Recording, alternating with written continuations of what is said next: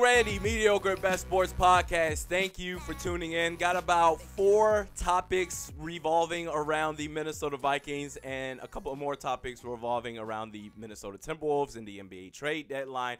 We'll talk about that. But first, Kirk Cousins is not happy with how the 2018 season ended. I don't think any Minnesota Vikings fan is happy with the way that it ended, or forget, let alone the fact how it ended. I don't think any Vikings fan or anyone that supports this team is happy with the way that the whole 2018 season went. Just up and down and up and down. You got your hopes up, then it came crashing down. And Kirk Cousins was asked about it, and this is according to Sid Hartman of the Minneapolis Star-Tribune. He was asked whether Kirk Cousins was asked whether he considered the 2018 season a success, and he said, quote, "The short answer is no. We didn't make the playoffs. There were high expectations, and we didn't deliver, so I've been frustrated since the season ended." Okay, that is perfect. You're right. There were high expectations. The season didn't go as planned, and you didn't meet those expectations. Okay, great. Those are the right things that you should be saying. I'm not one to sit here and critique what a high-profile athlete should or shouldn't be saying. But with Kirk Cousins, it's a little bit different because he then went on to say, "I wish the 2019 season started tomorrow. I'm ready to go and make amends for 2018. It's been frustrating to know I have to sit here for whatever it is, 7 or 8 months before we get back at it. I wish the 2019 season started tomorrow. I'm ready to make amends for 2018. This is the thing about Kirk Cousins where I'm just like, you know what, dude, chill out. I don't want to hear any more lip service from you. Much like I say about Mike Zimmer, how he says all the right thing. But when it comes to putting your money where your mouth is, Kirk Cousins is marvelous at getting up on that podium, much like Christian Ponder, and be like, yep, these are the things we're going to work on, and blah, blah, blah, and we're going to execute in cliche word and give it 110%, and I'm not happy, and I'm going to vow to get better. And he'll say everything up there that's right to make you feel comfortable, where you're like, okay, maybe he's onto something. And then he goes out there, and he's just a shell of himself compared to what he sold you, the bill of goods that he sold you up on that podium.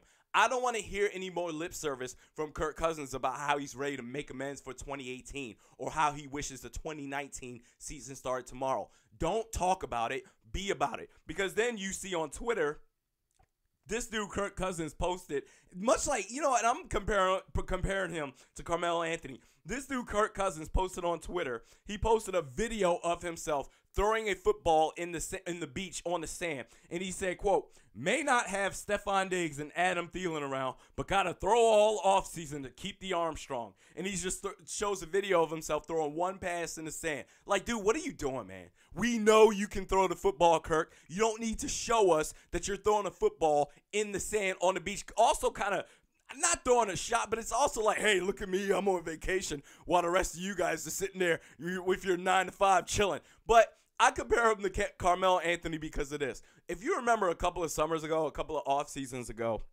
Carmelo Anthony started the Hoodie Mellow phrase, the Hoodie Mellow frenzy, the Hoodie Mellow fanatics, if you will. Whereas he's posting videos of himself on Instagram shooting jump shots with a hoodie on. It's like, oh, Melo's back, Hoodie Mellow. He's about to take over the league. And I think this was the first year or the offseason before he went to the Thunder. So I think this was the first, Hoodie Mellow, this dude's about to wreak some havoc, baby. I can't wait to see. And he went out there and he was the same Carmelo Anthony. Actually, he was much worse than what he was in New York. The point that I'm getting at is these high-profile athletes that are getting on social media and say, look at me, I'm training. Like, yeah, like what? We know you can shoot a basketball, Melo. We know you can throw a football, Kirk Cousins. I don't want to see all the social media hype. Don't talk about it. Be about it. So I'm just, because Kirk Cousins, he has his track record where he's been doing this his whole career. And even during the offseason, I feel slighted and I'm going to show everyone and this is the place where I want to be and we're going to do this and that. Come on, man. Just go out there and perform. And when I say go out there and perform, don't look out of place. Don't look out of sorts. Take some initiative with the offense. Don't just sit there and look, I don't know, like you've got your, I don't know, like a chicken with his head cut off. Don't just sit there and go out there. You're getting paid $84 million, but too many times you remind me of Christian Ponder. And I've been the biggest advocate for Kirk Cousins ever since last offseason. I was like, hey, we need to sign this dude. I still believe in him. I want to see more action from him and less talk going into 2019. I wish this 2019 season started tomorrow. Come on, man. Just wait till the season gets going, and then we'll see what happens from there. Moving forward, something that came up on Bleacher Report, this is from Brent Sobleski. I hope I'm saying your name right. Brent Sobleski of Bleacher Report. He wrote an article titled Predicting Landing Spots for the NFL's Most Realistic 2019 Trade Targets. And in that piece, he mentioned the Minnesota Vikings and how the New England Patriots may be a good target or a realistic target for Laquan Treadwell. And I will say this when it comes to that potential trade proposal. Much like Andrew Wiggins, if you can get Laquan Treadwell off your roster, that's the prize in itself. If you can get a ham sandwich back, that's even better. That's an added incentive that you will take. This dude needs to get off the roster. You can't simply cut him because his salary is guaranteed on that rookie deal. It's going to be dead cap money, so you can't do that. I would like to see him gone. We'll just have to see. But if he can get traded, and if he does well in New England, let's say he does get traded to New England. If he does well in New England, that's not going to be a shock to me. Cordell Patterson went from, pretty much unusable in Minnesota, a gadget player in Minnesota, to unusable in Oakland. And then Bill Belichick he's the greatest coach of all time, took that power out of Cordell Patterson and harnessed it, basically put it out on the field to where every player that goes to New England, they're going to look better than what they maybe actually are. So Laquan Treadwell, if he can get traded for, I don't know, some peanut shells or whatever, hey, I'm good with it. He's been a bust. If he can do better, that's fine. Maybe he just needs a fresh start, but I'm done with Laquan Treadwell. Moving forward, topic number 3. I saw this, and I want to make sure I bring this tweet up correctly because I don't want to misquote this at all. Andrew Kramer. It's funny because on Score North, so I recorded the podcast for Score North.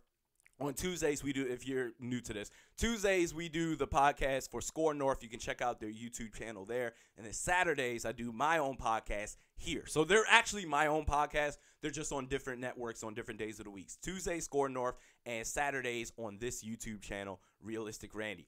I did a podcast, a segment to where I just said, you know what? Here's what Rick Spielman can learn from Bill Belichick as far as, getting value back for players that are, where other teams may look at them higher than what their value actually may be as far as their value on the field, not their perception value. So I said, look, this is what Rick Spielman can learn from Bill Belichick, and here's what you can do. Here are the pieces. Here's how you can free up cap space. And just to recap, if Bill Belichick was managing this Minnesota Vikings roster, he would do a couple of things. He would renegotiate Kyle Rudolph.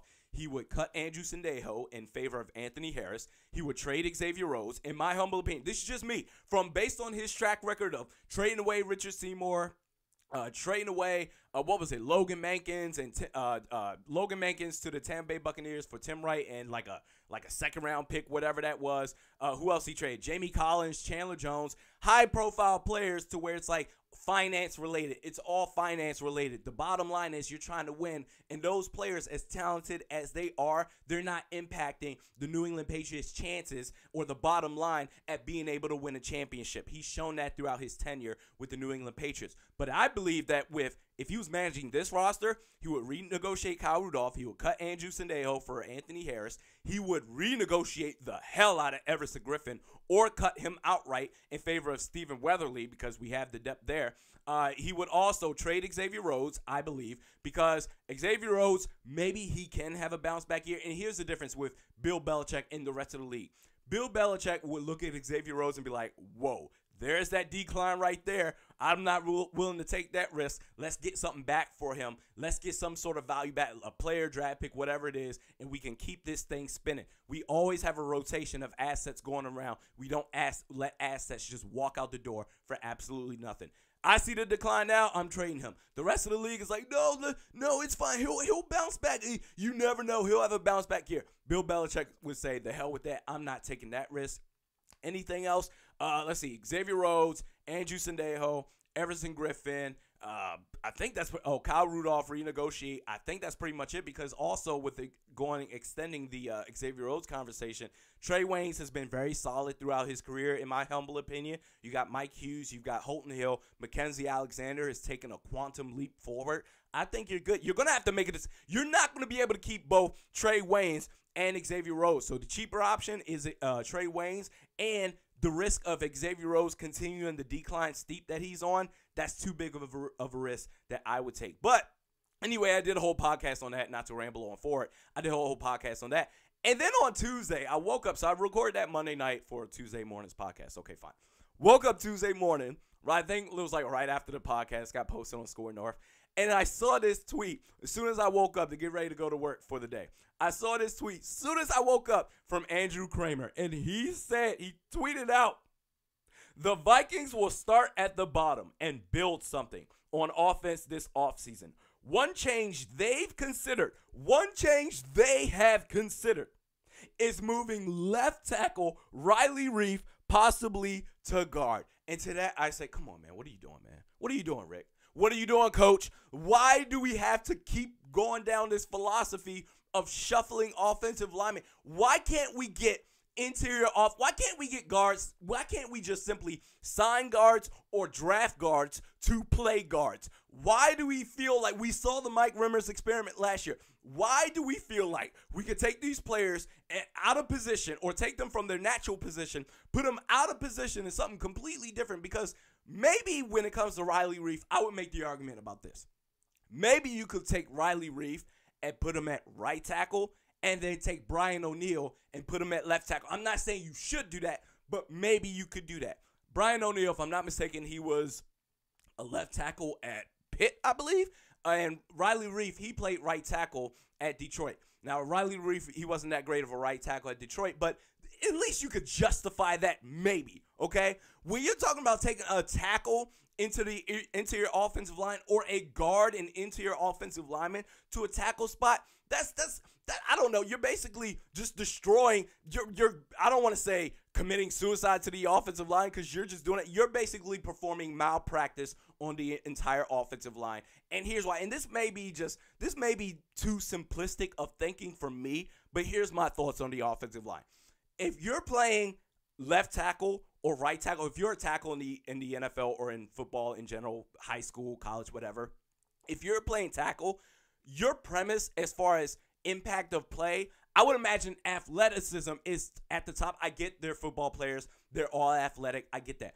I would think that athleticism is at the top and then strength and then everything after that falls to the bottom. Whereas you got to get out in space and you got to pretty much stay in front of your man. It's kind of like basketball playing defense. Stay in front of your man. Even if you're not all that powerful, stay in front of your man so that way you can basically present an obstacle in front of them from getting to your quarterback. Whereas interior offensive linemen, where I said, hey, athleticism is number one for tackles, I would imagine that for interior offensive linemen, power and strength is number one, then athleticism too, and then everything else after that because you don't really have much space to wiggle around at. Whereas tackles, you have this weak side shoulder where this dude could get around and just destroy your running back or your quarterback. Whereas interior offensive linemen, whether you're guard or center, you're always surrounded by people. So you just got to be able to block that push that's coming up from those interior defensive linemen, the defensive tackles, three technique, everything like that, the nose tackle, everything like that. You got to be able to stop that. And so if you're taking an athletic offensive lineman and then putting him in the interior somewhere, when has Riley Reiff ever played guard? At college? Why would you even consider this? Stop effing around with the offensive line. Enough of this, I don't know, musical chairs crap that you're playing, and simply draft or sign a free agent guard to play guard. Or maybe, I would say this, maybe if you're going to move Pat Elflein to guard because he played guard and center, I would say, okay, I'm okay with that too because it's the interior offensive line. Tackle to guard or guard to tackle or center to tackle is too big of an ask, and we've seen that already with Mike Rimmers last year. Stop effing around with the offensive line. Enough of that crap. And then lastly, Matt Bryant. Kicker Matt Bryant got cut by the Atlanta Falcons. And immediately I say to myself, oh, should he go to the Minnesota Vikings? Should he do that? Because I'm looking at these stats right here. 95% field goal percentage, nearly 95% extra point percentage. You're like, oh, why not? Why the hell not? And then I thought back, we had Dan Bailey last year, who was one of the best kickers of all time. Then he came to the Minnesota Vikings. Like, man, what happened to Dan Bailey? It's like dudes come to this franchise and they just absolutely stink. But the good news is Mike Prefer is no longer with the Minnesota Vikings, so you have that there. I would like to see Matt Bryant, or maybe bring back Dan Bailey. Maybe with a new special teams coordinator, he'll be fine. Okay, moving on from that. Oh, can we hit that off the backboard? Oh, I thought I was Cat. I actually turned out to be Andrew Wiggins on that brick layup right there. Speaking of Andrew Wiggins, the NBA trade deadline has passed. And the Minnesota Timberwolves, Andrew Wiggins is still a member of the Minnesota Timberwolves after the NBA trade deadline has passed. To that, I say, that's just too bad. I was thinking to myself, I've heard this, I think, across the airwaves on Score North, was like, would you attach a first-round pick to Andrew Wiggins just to get rid of him, just to get him off your roster? And you know what, let me know what you guys think in the comment section, either this YouTube channel, Twitter at realistic_Randy, Facebook at realisticrandy. Let me know what you guys think, because I can see it from both sides. On one hand, you don't want to attach your first-round pick because the Wolves, they're going to be terrible. They're always going to draft higher up. I would say top 10-ish. They're always going to draft that. Last year, yes, they made the playoffs, but that was because of Jimmy Butler. Let's just be real. He's gone now. You're not going to make the playoffs anymore. So that's actually a pretty valuable pick. And you would say to yourself, hey, just keep bringing in talent. And I would also say that for the money that he's making, I would bench Andrew Wiggins, okay? If you're going to, let's say if you were to keep your draft pick, you're bringing on talent, you're bringing on people that show, I guess, more promise, like a Josh Okogie or somebody like that in the draft, I would bench Andrew Wiggins and say, you know what, you need to prove to me that you're worth being on the floor. Look at the Memphis Grizzlies. Chandler Parsons at the same position that Andrew Wiggins plays. Well, Andrew Wiggins can rotate between the shooting guard and the small forward position. Chandler Parsons, he can rotate between the small forward and the power forward position. Okay, fine. But if you notice, Chandler Parsons, he's making a little bit north of $24 million this year. And Chandler Parsons next year, he's going to make over $25 million next year. He's third string. He's deep down the bench. He plays like 15 minutes a game. He's not a factor for the Memphis Grizzlies at all. Why? Because his production is not matching the money that he's getting paid on his contract. And Andrew Wiggins is the same thing. He's the same exact way. Too much inconsistencies with him to where you need to light a fire. I saw KG was just like, I'm mad at you, dog. Why didn't you make it to the All-Star team this year? And Andrew Wiggins was like, oh, next year's the goal. Really? This is your first year of your $150-something.5 million contract, and next year is the motivation for you? Come on, man. That's weak, man. So anyway, I would bench him just to keep that and say, okay, we have other players. We're drafting guys. Josh Okogie deserves more burn than Andrew Wiggins. Okay, fine. I could see that. On the other hand, I could see why you would want to get rid of Andrew. Well, everybody could see why you want to get rid of Andrew Wiggins. I could see why you would maybe think about attaching a first-round pick just to get rid of him, because the flip side is you have Karl-Anthony Towns there. Your ability to bring in talent. Think about this, the Dallas Mavericks. My Dallas Mavericks. They haven't been able to attract free agents since the 2011 championship. Ever since Mark Cuban blew up that championship team, it was inexcusable. We haven't been able to get free agents to save our asses. We tried to host Carmelo Anthony, Darren Williams the first time before he re-signed with the Brooklyn Nets, DeAndre Jordan before he went on that Emoji War set, everything that he did. Was there anybody else? I can't think of anybody else. But we weren't able to sign anybody. You bring in Luka Doncic, right? Harrison Barnes. Harrison Barnes is still there. We got rid of Harrison Barnes now. Everybody, LeBron James even mentioned, I think on TNT or something before a game, when he was just being sarcastic, like, hey, everybody wants to know if I want to play with this dude or this dude. Like, yes, I want to play with Anthony Davis. Yes, I want to play with Luka Doncic. The Dallas Mavericks are now a free agent destination, whereas if you have some dude clogging up cap or some dude that's taking away morale of the team or a combination of both, players aren't going to want to go there. They're just not, because the perception of Dallas was they're soft. The perception of Minnesota is, well, not the perception. The reality is the snow. We don't want to deal with the snow and all this other stuff. But you can take that away. You can put that all to the side with good basketball play. And the way that you show good basketball play is putting your best players out there. If you have a guy like Cat out there balling, being the true number one option every single time, and not having Jarrett Bayless be the taking last-second shots or whatever for the game, or Andrew Wiggins or anybody like that, and have that cap space from Andrew Wiggins relieved, then you can bring free agents to Minnesota. That's the only way to do it. So if you're saying to yourself, the risk of let's get of this first-round draft pick, it could turn out to be something great, but hey, we need to make players want to come play with Karl-Anthony Towns. That's the only thing we can do this. I can see it from both sides, so let me know your thoughts. Also, with that said, I would like to see Ryan Saunders maybe take just a little bit. Because I think he's a really good coach. I would like to see him take a little bit of initiative to where it's like bench Andrew Wiggins and start Dario Saric. Jim Pete mentioned this so many times, and I respect him for this because I've been saying this from the beginning too. And I watched him with the Philadelphia 76ers, Dario Saric, where it's like he mentioned this so many times where he's like, look, Taj Gibson, he's a jack of all trades guy. He can go out there. He can come off the bench. He can start. You tell him what it is that you need. Hey, you're only going to play 15 minutes a night or whatever it is. You can tell him whatever it is that you want for him, and he'll go out there and execute it no problem. A guy like Dario Saric, he's super young in his career, super young start to his career. He's in his, third year, I believe it is. He's used to being a starter. So having him come off the bench and then sporadically playing these minutes left and right is not good for his psyche. I would start Dario Saric. That's basically what Jim Pete has been saying for the last little while. And I'm like, with Tibbs, you saw that. But when it comes to Ryan Saunders, it's like, oh, where's the excuse? Like, take some initiative, dude. You don't need Dario Saric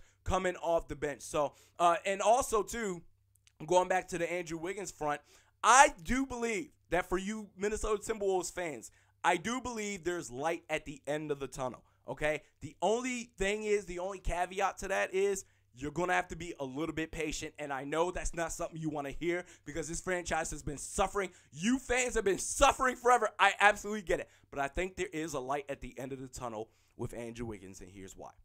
Harrison Barnes this year is making, kind of like Chandler Parsons, this year is making 24, and Harrison Barnes and Andrew Wiggins, they're basically the same player.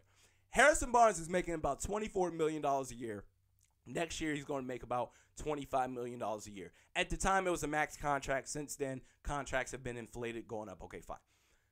It was a point in time where I'm like, at the time, I said, that is a dumb contract. You don't need to sign this dude. He was the fourth or fifth option on the Warriors, and he was still a bum over there. I've been watching this dude, Harrison Barnes, forever. And Andre Iguodala is like the fourth or fifth, not even the fourth or fifth. He's the fifth option in Golden State right now, and he's balling, okay? I don't want to hear another, oh, he's fourth down the totem pole. That doesn't matter. I said it was dumb at the time of signing him, and I turned out to be right. It was dumb. Harrison Barnes is not worth $24 million a year to be a spot-up shooter, to be, drive to the lane, take long twos. That's just not what he's worth. Okay, fine. Harrison Barnes, now that he's got a year and a half left on his contract, half a season this year, and then all next season, now teams will want to possibly trade for him. We saw that he got traded to the Sacramento Kings. The Sacramento Kings, they're in an interesting position because De'Aaron Fox and Buddy Hield, those are their two future stars. They're two cornerstone pieces of the future. But guess what? When you're paying guys rookie contracts, you can afford, much like the LA Rams. The LA Rams, they signed Ndamukong Suh to like 12 million. I don't have it in front of me. They signed him to a 1-year deal worth a lot to where they're like, okay, our quarterback, he's getting paid cheap. We can bring in all these inflated contracts that can possibly make the team better. The Sacramento Kings, they were weak at the small forward position, so they brought in Harrison Barnes. Does he affect their cap much? Not really. And they're not trying to win a championship. They're simply trying to build their team up. So a year and a half of Harrison Barnes isn't going to kill them because they've got De'Aaron Fox and Buddy Hield. And when it's time for those dudes to get paid, Harrison Barnes is going to be gone. The same could be said for Andrew Wiggins. I think right now, because he's in the first year of a 5-year contract, whatever that is. Let me look this up right now. He's on the first year of a 5-year contract, I believe it is. So right now, his contract isn't sexy. No, it's a 4-year contract. My mistake. 4 years, nearly $150 million. Okay, so we got 1, 2, 3, 4, 5. Actually, no, it's 5 years. He's making He's making over $25 million this year. $27.5 million next year, $29.5 million a year after that, $31.5 million after that, and $33.5 million after that. He'll be an unrestricted free agent in 2023. You've got 4 more seasons of this crap, okay, to deal with. Now, the one thing that I will say is maybe you're going to have to wait 2 more years of the Andrew Wiggins train. And you know what? Glenn Taylor is the perfect example of owners should stay out the way. If I'm not mistaken, Tibbs was against signing Andrew Wiggins to that max contract, but Glenn Taylor was like, no, I looked him in the eye and all that stuff. And now it is further burdened your franchise. He shouldn't be an owner. He should sell the team, and they should take over for the Minnesota Timberwolves from there. But there is light at the end of the tunnel. Maybe if you can find another team that's like the New York Knicks or some other team that's got Zion Williamson or something like that to where, okay, fine. We're getting this rookie. He's our star rookie, or we got these pair of rookie stars. They're going to be our cornerstone for the future, and we can afford to bring in this guy, Andrew Wiggins, because we're weak at the 3 or the 2 spot. Okay, fine. That's the only scenario that I see. Other than that, I don't see a team trading for this dude. I really, really don't, because the word on the street is already out. He's a bum, and unfortunately, I think you're just going to have to deal with it for another 2 years. So anyway, we do this twice a week. Mediokr Best Sports Podcast with Realistic Randy. Let me know your thoughts and your comments on this YouTube page, comment section, Twitter at Realistic_Randy, Facebook at Realistic Randy. We will see you on Tuesday. Have a good weekend.